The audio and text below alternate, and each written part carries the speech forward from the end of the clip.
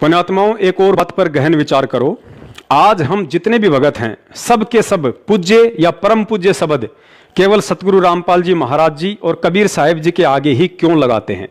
जबकि परम अक्षर ब्रह्म के अवतार तो आदरणीय गरीबदास जी महाराज जी से लेकर सत सुकृत ऋषि तक सभी महापुरुष थे। उन सभी रूपों में भी तो स्वयं कबीर साहिब ही आए थे। फिर वे हमारे लिए आज पूज्य क्यों नहीं है? क्योंकि सतलोक में कबीर शब्द परमेश्वर का असली नाम है, इसलिए हम इस शब्द के आगे पूज्य शब्द लगाते हैं।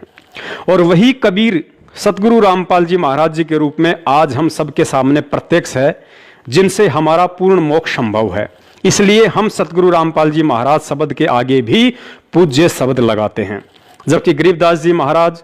करुणामय, मुनिंद्र या सतसुकृत,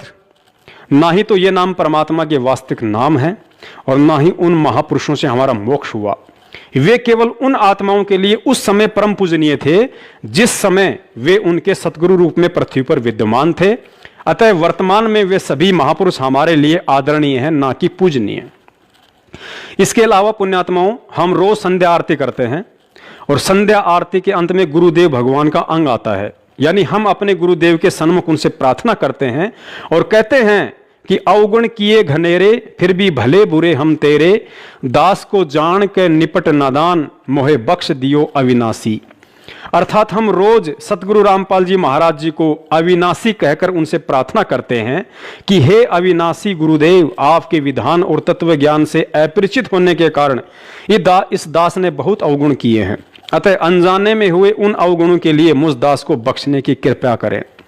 रोजाना संध्या आरती करने वाले और रोज अपने गुरुदेव को अविनाशी कहने वाले, अर्थात जिसका कभी नाश ना हो, जो अजर अमर हो, ऐसी महिमा करने वाली आत्माओं ने क्या कभी विचार किया है कि अविनाशी कभी माता पिता के गर्भ से जन्म नहीं लेता? जिसने पूरी दुनिया की माताओं को अपने शब्द से उत्पन्न किया हो, फिर भला दुनिया में ऐसी कौन सी माँ है जो उस अविनाशी सतगुरु रामपाल जी महाराज जी अर्थात कबीर साहिब जी को एक सेकंड के लिए भी अपने कोख में रखने में समर्थ हो? पुण्यात्माओं, जो गलती आज से 250 साल पहले आदरणीय गरीबदास जी महाराज जी को लेकर छुड़ाने वाले कर चुके हैं, वो गलती आज हमने भूलकर भी नहीं दोहरानी है। क्योंकि लगभग 250 वर्ष पहले परमेश्वर कबीर साहिब जी आदरणीय गरीबदास जी महाराज जी के चोले में सतगुरु रामपाल जी महाराज जी की भांति एक साधारण जाट किसान परिवार में आए थे। शादी भी करवाई, उनके 6 बच्चे भी थे, खाना भी खाया करते थे, खेतों में काम भी किया करते थे और तत्व ज्ञान का उपदेश भी किया करते थे। इसी के चलते आजीवन छुड़ाने वालों ने उनका उपहास उड़ाया, उन्हें छोरी का छोरा और कभी बावलिया कहकर संबोधित किया। लेकिन उनके द्वारा रचित आदरणीय सदग्रंथ साहिब की भूमिका में लिखा हुआ है कि जब उन्होंने शरीर छोड़ने की लीला की तो उनकी चिता से अस्थियां नहीं मिली। उसके बाद गांव वाले और उनके परिवार वालों ने बहुत ही प्रायश्चित किया और कहने लगी कि महाराज जी तो स्वयं परमात्मा थे, उनका तो तेजपुंज का शरीर था, वे तो शब्द स्वरूपी थे और आज छुड़ाने में उनकी सूखी महिमा मंडन और यादगार में एक भव्य मंदिर का लठ गड़वा दिया जिसका कोई लाभ नहीं है। आदरणीय गरीबदास जी महाराज जी के चोले में साक्षात कबीर साहिब जी के होने का प्रमाण स्वयं आज सतगुरुदेव रामपाल जी महाराज जी ने भी अपने शब्दों में दिया है कि मूर्ख मनवा काल की चिंता क्यों सताती है, सतगुरु अपना साथी है। सत्य पुरुष ने छुड़ानी में बलराम की गऊ चराई, गंगा जी को प्रकट कर रानी मात नुवाई। भाई अद्भुत लीला आप दिखाई, दुनिया ना समझ पाती है, सतगुरु अपना साथी है।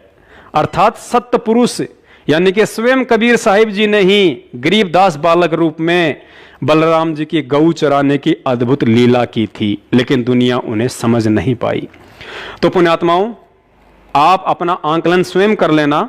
कि कहीं आप भी सतगुरु रामपाल जी महाराज जी को आदरणीय गरीबदास जी महाराज जी के गांव और परिवार वालों की तरह इंद्रो माई का बेटा, अनारो माई का पति, अंजू मंजू का पापा और महेंद्र का भाई मानकर गलती तो नहीं कर रहे हैं? कहीं ऐसा तो नहीं कि आज इस अविनाशी प्रकट परमात्मा सतगुरु रामपाल जी महाराज जी के रहते सहते तो कबीर जी की फोटो का प्रकट दिवस और कल को उनके सतलोक जाने के बाद फिर मूर्खों की भांति ये कहकर कि सतगुरु रामपाल जी महाराज जी तो पूर्ण परमात्मा थे, उनका तेज पुंज का शरीर था, हमें हर साल 8 सितंबर को उनका प्रगट दिवस मनाना चाहिए। उनके नाम से बरवाला में एक बहुत बड़े मंदिर का लठ गड़वाना चाहिए। अगर आपने इतने प्रमाण देखकर भी उनको जीते जी पहचान कर 8 सितंबर के दिन सतगुरु प्रगट दिवस नहीं मनाया तो धिक्कार है आपके इस मानव जीवन पर। मूर्ख से मूर्ख इंसान जिसे भयंकर भूख लगी हो, ऐसी स्थिति में यदि उसके सामने एक थाली में आम और दूसरी थाली में मिट्टी से बनी आम की मूर्ति या आम का चित्र रख दिया जाए तो वह मूर्ख से मूर्ख व्यक्ति भी अपनी भूख शांत करने के लिए ओरिजिनल आम ही खाएगा, ना कि मिट्टी से बना आम या फिर आम का चित्र। तो जिन पुण्य आत्माओं को कलयुग की इस बिसली पीढ़ी में मोक्ष की भूख है, जिन्हें सतलोक जानने की तड़प है, उस आत्मा के सामने एक तरफ साक्षात गुरु खड़ा हो और दूसरी तरफ गोविंद का चित्र रख दिया जाए और कहे कि आप पहले किसका प्रगट दिवस मनाओगे, किसकी पूजा करोगे, ऐसी स्थिति में समझदार आत्मा तो तुरंत परमात्मा का विधान याद कर लेगी कि 7 दीप 9 खंड में गुरु से बड़ा ना कोई, करता करे ना कर सके, गुरु करे सो होए। कबीर गुरु गोविंद दोनों खड़े, कांके लागू पाए, और बलिहारी गुरु आपना जिन गोविंद दियो बताए। लेकिन तत्व ज्ञान लेने के बाद भी 90% भाई बहन उस 650 साल पुराने कबीर जी के चित्र को परमात्मा समझकर उसका प्रगट दिवस मना रहे हैं, जिसके विषय में सतगुरुदेव जी ने अपने सत्संग में स्पष्ट कर दिया कि आप जो ये चित्र देख रहे हैं ये प्रभु का असली चित्र नहीं है, वे तो ना जाने कितने ही स्वरूप धारण करके यहां आते रहते हैं। जो हम चित्र देखते हैं प्रभु का, ऐसा चित्र नहीं है। वो तो ना जाने कितने स्वरूप है उस मालिक के, वो किसी भी रूप में आकर के अपना ज्ञान बताता है, अपनी प्यारी आत्माओं को अपने चरणों में लगा के भक्ति करवा के सतलोक ले जाता है। पुण्यात्माओं, जब परमेश्वर कबीर साहिब जी अपनी प्यारी आत्माओं को सतलोक ले जाने के लिए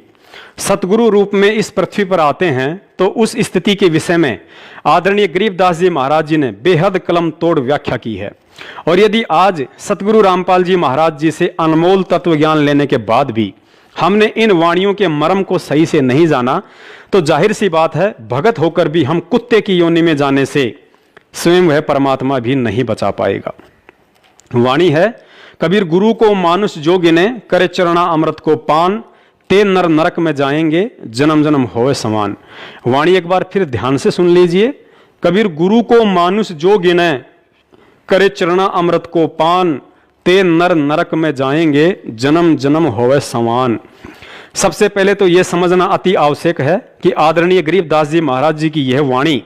स्पेशल उन आत्माओं के लिए है जो वर्तमान में सतगुरु रामपाल जी महाराज जी से नाम दीक्षित हैं, ना कि भक्ति मार्ग से अनजान सांसारिक व्यक्तियों के लिए। महाराज जी ने समझाया कि जो व्यक्ति पूर्ण तत्वदर्शी संत से ज्ञान समझकर उन्हें अपना सतगुरु धारण कर चुका है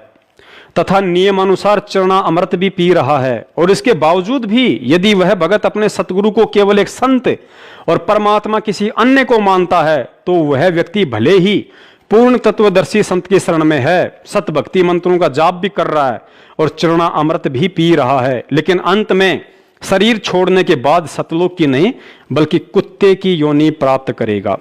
और इसमें कोई संशय नहीं है कि आज पूर्ण तत्वदर्शी संत सतगुरु रामपाल जी महाराज जी से तत्व ज्ञान लेकर तथा उनसे नाम दीक्षा प्राप्त करके रोजाना चरणा अमृत का सेवन करने वाले 90% वे भगत भाई बहन जो हर साल कबीर प्रगट दिवस मनाते हैं, सारे के सारे अभी भी इतने प्रमाण देखकर कबीर प्रगट दिवस मनाने वाली अपनी महाभूल के लिए सतगुरुदेव जी से हृदय से दंडवत समायाचना नहीं की तो मरणोपरांत फिलहाल कुत्ते का ही शरीर प्राप्त करने की दिशा में आगे बढ़ रहे हैं। पुण्यात्माओं, भले ही ये बात आपको बुरी लगे लेकिन यही सत्य है, क्योंकि ये विचार आदरणीय गरीबदास जी महाराज जी के हैं जो 100% सत्य हैं और यही विचार उस समय 100% से 1000% सत्य हो जाते हैं जब पूर्ण तत्वदर्शी संत सतगुरु रामपाल जी महाराज जी गरीबदास जी महाराज जी की इस वाणी का ज्यों का त्यों अपने शब्दों में समर्थन कर देते हैं। तो अपने भ्रम निवारण के लिए देखिए, स्वयं सतगुरु रामपाल जी महाराज जी द्वारा सन 2013 में रचित एक पुस्तक यथार्थ भक्ति बोध का सरलार्थ के पेज नंबर 48 पर वाणी संख्या 10 में वाणी है, कबीर गुरु को मानुष जो गिने, करे चरणामृत को पान, ते नर नरक में जावेंगे, जन्म जन्म होए समान।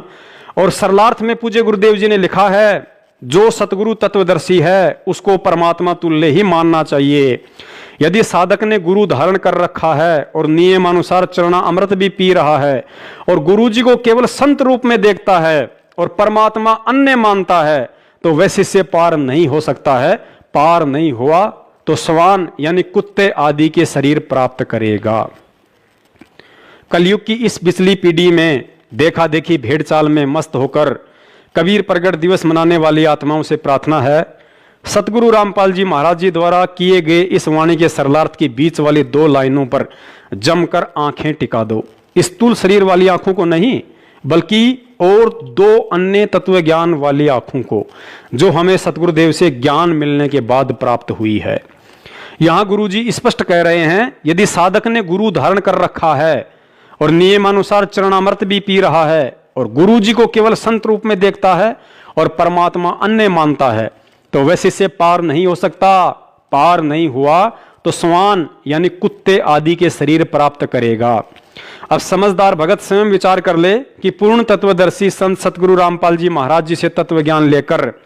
और ये भली बाती जानकर कि तत्वदर्शी संत की भूमिका स्वयं परमात्मा कबीर साहिब ही करते हैं, इसके बावजूद भी संत या गुरु रूप में प्रकट परमात्मा के अलावा यदि भगत किसी अन्य को परमात्मा मानकर उनका प्रगट दिवस मनाता है, तो यहां स्पष्ट है कि वह भगत अभी भी अपने सतगुरु को केवल एक संत और परमात्मा किसी अन्य को अर्थात उसी को मानता है जिसका वह प्रगट दिवस मनाता है। तो आदरणीय गरीबदास जी महाराज जी की इस वाणी और सतगुरु रामपाल जी महाराज जी के द्वारा इस वाणी के सरलार्थ अनुसार निश्चय ही ऐसा भगत शरीर छोड़ने के बाद कुत्ते की योनि प्राप्त करने वाला है। दास ये नहीं कह रहा कि कबीर जी परमात्मा नहीं है। परमात्मा तो सकल सृष्टि में अकेले कबीर साहिब ही हैं, लेकिन यदि वह कबीर आज आपके गुरु का रूप धारण करके आपके सामने प्रत्यक्ष है, तो फिर उसी कबीर की 650 साल पुरानी एक फोटो को परमात्मा मानकर उसका प्रगट दिवस मनाना क्या आपके द्वारा अपने ही गुरु की तौहीन नहीं है? पुण्यात्माओं, गुरु और परमात्मा के बीच के इस भेद को मिटाने के लिए ही वह परमात्मा इस पृथ्वी पर सतगुरु बनकर तत्व ज्ञान की बारिश करता है, ताकि आप और हम उन्हें आसानी से पहचान लें कि गरीब निर्गुण सरगुण एक है, दूजा ब्रह्म विकार, निर्गुण साहिब आप हैं और सरगुण संत विचार। अर्थात निर्गुण रूप में सतलोक में विराजमान वह कबीर परमात्मा उस समय सरगुण अवस्था में आ जाता है जब वह अपनी आत्माओं को तत्व ज्ञान देने के लिए पृथ्वी आदि लोक लोकांतरों पर एक संत या गुरु की भूमिका में तत्व ज्ञान प्रचार करता है। परमेश्वर जी ने बताया कि आदरणीय धर्मदास जी व नानक साहिब जी सहित अनेकों आत्माओं का निर्गुण सरगुण को लेकर नकली संतों द्वारा पैदा किया गया भ्रम उस समय समाप्त हो गया जब उन आत्माओं ने सतलोक के सिंहासन पर अन्य तेजोमय रूप में उसी महापुरुष को बैठा पाया, जो महापुरुष एक साधारण संत के रूप में उनका गुरु बनकर उन्हें नीचे से सतलोक लेकर गया था। उसके बाद तो उन आत्माओं में शंका की कोई गुंजाइश ही नहीं रही, और जब यही नज़ारा सतलोक में आदरणीय गरीबदास जी महाराज जी ने भी देखा, तो नीचे आकर कलयुग की वर्तमान बिचली पीढ़ी वाली हम अज्ञानी आत्माओं का मोह या बिंद हटाने के लिए अपने ग्रंथ साहिब में लिखा था कि गुरु को मानुष जो गिणे करे चरणा अमृत को पान, ते नर नरक में जाएंगे जन्म जन्म होए समान। पुण्यात्माओं, एक विशेष विचारणीय बात और है। जिस तरह आज स्वयं वह कबीर परमात्मा एक संत अर्थात सतगुरु रामपाल जी महाराज जी के रूप में आकर और अपने आप को छुपाते हुए यह कहकर कि मैं तो उस कबीर परमात्मा का भेजा हुआ पैगंबर हूं, संदेश वाक हूं, परमात्मा तो कबीर साहिब हैं जो सतलोक में रहते हैं। ठीक इसी प्रकार जब यही परमात्मा जिंदा महात्मा यानी एक संत रूप में आदरणीय धर्मदास जी, नानक साहिब जी, गरीबदास जी व मलुकदास जी सहित दादू जी को मिले, तो उन्हें भी यही कहा करते थे कि भाई मैं तो उस परमात्मा का भेजा हुआ नुमाइंदा हूं, परमात्मा तो सत्य पुरुष है जो सतलोक में रहता है। और साथ में यह भी बताया कि वह परमात्मा सतयुग में सत्सुकृत, त्रेता में मुनिंद्र और द्वापर युग में करुणामय ऋषि के रूप में एक तालाब पर कमल के विकसित फूल पर प्रकट हुआ था। उनकी परवरिश कंवारी गायों के दूध से हुई थी, लेकिन इसके बावजूद उन आत्माओं ने कभी भी ऋषि करुणामय, ऋषि मुनिंद्र का प्रगट दिवस नहीं मनाया, क्योंकि सतलोक देखने के बाद जैसा कि पहले ही बताया जा चुका है कि उन सभी आत्माओं का भ्रम निवारण हो चुका था कि कौन मुनिंद्र और कौन करुणामय। जो भी कुछ है वो केवल यही है जो आज हमारी पकड़ में है और जिसने सतगुरु रूप में आकर हमें नाम दीक्षा दी है और आत्म कल्याण का मार्ग बताया। पुण्यात्माओं, आज अपना आंकलन हमें स्वयं ही करना होगा कि पूर्ण सतगुरु से तत्व ज्ञान मिलने के बाद और उन महान आत्माओं के द्वारा आंखों देखा सतलोक का वर्णन करने के बावजूद भी सतगुरु के ज्ञान को आधार ना बनाकर किसी के भी इशारों पर कहीं भी प्रतिवर्ष कबीर प्रगट दिवस में शामिल होकर हम आदरणीय गरीबदास जी महाराज जी की इस वाणी के अनुसार सतलोक की तरफ कदम बढ़ा रहे हैं या कुत्ते की योनि की तरफ। सतगुरुदेव जी ने सत्संगों में बताया कि एक समय जब जबरील नाम का देवता हजरत मोहम्मद जी को ऊपर लेकर गया तो रास्ते में उन्हें एक ऐसा व्यक्ति दिखाई दिया जो स्वर्ग की तरफ देखता था तो खुश होता था और नरक लोक की तरफ देखता था तो रोता था। हजरत मोहम्मद जी के पूछने पर जबरील ने बताया कि यह बाबा आदम है, स्वर्ग में इसके नेक बच्चे हैं जिन्हें देखकर ये खुश होता है और नरक में भी इसी के नालायक बच्चे हैं जिन्हें देखकर ये रोता है। तो पुण्यात्माओं, आज वो हालत हम नीच आत्माओं की वजह से हमारे सतगुरुदेव जी की हो रही है। कलयुग की बिचली पीढ़ी में हमें मानव जन्म देकर सतगुरु रूप में वह परमात्मा खुश होता है और बार बार हमें पुण्यात्माओं शब्द से संबोधित करता है, तो दूसरी तरफ वह परमात्मा तत्व ज्ञान की इतनी बारिश करने के बाद भी हमारी भेड़ चाल को देखकर सत्संग करते करते रोने भी लगता है, क्योंकि पिता होते हुए भी उसे अपने पिता होने के सैकड़ों प्रमाण देने पड़ रहे हैं। लेकिन इसके बावजूद भी हम मूर्ख प्राणी इतना भी नहीं समझ पा रहे कि हमारा असली पिता एक 650 साल पुरानी फोटो है या जो 8 सितंबर 1951 के दिन साक्षात प्रकट होकर पिछले 27 वर्षों से अपने तत्व ज्ञान रूपी शब्द दूध की खीर खिला रहा है, वो है। पुण्यात्माओं, हमारी बुद्धि इतनी मलिन हो चुकी है कि हम केवल उसी तरह से प्रकट रूप को परमात्मा मानते हैं जिस रूप में वह परमात्मा शिशु रूप धारण करके कमल के फूल पर प्रकट होता है। लेकिन क्या हमने कभी सतगुरुदेव जी के सत्संगों को गहराई से सुनकर विचार किया है जिसमें उन्होंने स्पष्ट संकेत किया हुआ है कि परमात्मा जिस उद्देश्य को लेकर यहां प्रकट होते हैं उसे पूरा करके ही जाते हैं। अब हमने इन 4 पंक्तियों को बहुत ही गहराई से समझना पड़ेगा कि परमात्मा जिस उद्देश्य को लेकर यहां प्रकट होते हैं उस उद्देश्य को पूरा करके ही जाते हैं। सतयुग, त्रेता, द्वापर और कलयुग में परमात्मा कबीर साहिब जी शिशु रूप में एक विकसित कमल के फूल पर प्रकट होने की लीला मात्र इसलिए करते हैं क्योंकि वेदों में परमात्मा के शिशु रूप में प्रकट होने वाली उस महिमा को यथावत बनाए रखना होता है। यानी कि वेदों में परमात्मा के सशरीर प्रकट होने का जो वर्णन है उसे एक उदाहरण पेश करके सिद्ध करना होता है, ताकि कलयुग की इस वर्तमान बिचली पीढ़ी में जब वह परमात्मा किसी साधारण से दिखने वाले मनुष्य रूप में प्रकट होकर तत्व ज्ञान प्रचार करे तो हम अपने पिता को आसानी से पहचान सकें। अतः कलयुग की प्रथम पीढ़ी में परमात्मा ने कबीर रूप में मात्र इसी उपरोक्त मुख्य कारण से कमल के फूल पर शिशु रूप में प्रकट होने की आवश्यकता पड़ती है और अपने उद्देश्य को पूरा करते हैं। अन्यथा वह समर्थ तो जब चाहे जिस उम्र में किसी भी रूप में कहीं भी प्रकट हो सकता है, जैसे आज संत रामपाल जी महाराज जी के रूप में प्रकट हैं।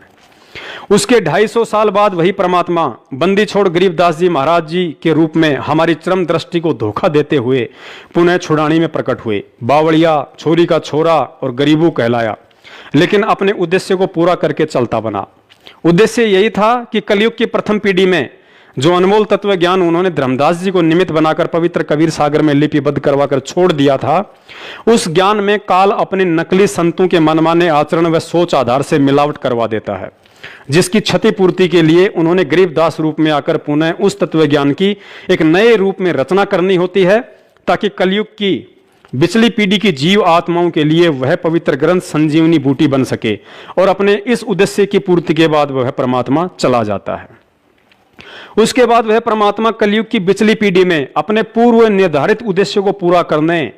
अर्थात उनके द्वारा भिन्न भिन्न रूपों में प्रकट होकर भक्ति मार्ग की जो भूमिका सैकड़ों वर्ष पहले प्रकट होकर बनाई गई होती है, उसे अंतिम रूप देने के लिए एक संत रूप में आता है तथा अपने विधान अनुसार उसको पूरा करके ही जाता है। और वर्तमान में उनका पूर्व निर्धारित उद्देश्य लाखों करोड़ों आत्माओं का उद्धार करके सतलोक भेजने का है, जिसके लिए समर्थ होते हुए भी उस कबीर परमात्मा को 3 युगों में भिन्न भिन्न चोले धारण करके इतने पापड़ बेलने पड़ते हैं। पुण्यात्माओं, पापड़ बेलने का आप जी गलत अर्थ मत निकाल लेना। पापड़ बेलना एक मुहावरा है जिसका अर्थ है कि किसी विशेष मकसद के लिए तरह तरह के कष्ट उठाना। पुण्यात्माओं, आज हमें इस ज्ञान की गहराइयों में जाकर हम नीचों के लिए हमारे पिता के द्वारा उठाए गए उन सभी कष्टों और परेशानियों को समझकर मनन करना होगा कि हमारा पिता इतने कष्ट झेलता है और हम फिर भी नशे से बाहर निकलने को तैयार नहीं। विचार करें, 650 साल पहले कबीर परमेश्वर जी ने सत्संग किए नहीं, बल्कि आज इस समय उत्पन्न हम नीच आत्माओं के लिए सत्संग बनाए थे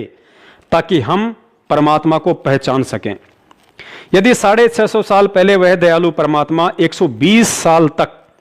तरह तरह के कष्ट और यातना सहकर सैकड़ों अद्भुत लीला ना करते तो चाहे आज हम कितने ही शिक्षित क्यों ना हो, उन्हें नहीं पहचान सकते थे। उदाहरण के लिए, फिल्म बनाने से पहले फिल्म प्रोड्यूसर के दिमाग में कहानी होती है, लेकिन उस कहानी को यथार्थ रूप देने के लिए अर्थात समाज के सामने 3 घंटे की फिल्म के रूप में पेश करने से पहले उसे कुछ पात्रों अर्थात फिल्मी कलाकारों का चयन करना पड़ता है ताकि उन सब की मदद से उस कहानी को एक फिल्म का रूप दिया जाए जिसे लोग आसानी से समझ सकें कि यह फिल्म क्या संदेश देना चाहती है।